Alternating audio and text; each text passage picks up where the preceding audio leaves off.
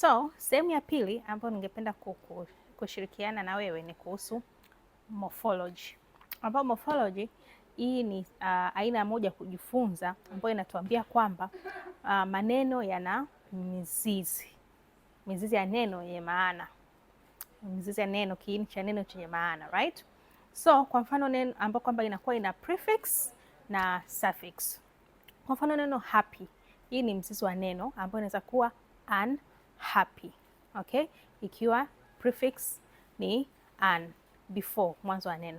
Lakini pia kuna neno kama vile play ambayo ina mzizi wa neno, ikianza ed as the suffix tunapata played. So hizi ni kanuni mbalimbali katika lugha ya Kiingereza ambazo zinatumika ili kuweza kuendelea kujifunza kusoma na kuandika na kutamka maneno mbalimbali na namna yanavyoandikwa.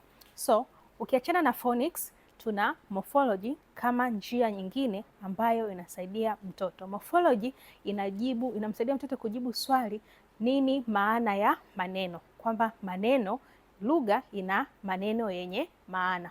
So leo nimefundisha kuhusu morphology ambayo tunakuwa tuna mzizi wa neno ambao ni the root word yenye prefix together with the suffix. So tuendelee kujifunza tuweze kujua ni namna gani the English language inakuwa na the different rules of reading and spelling patterns.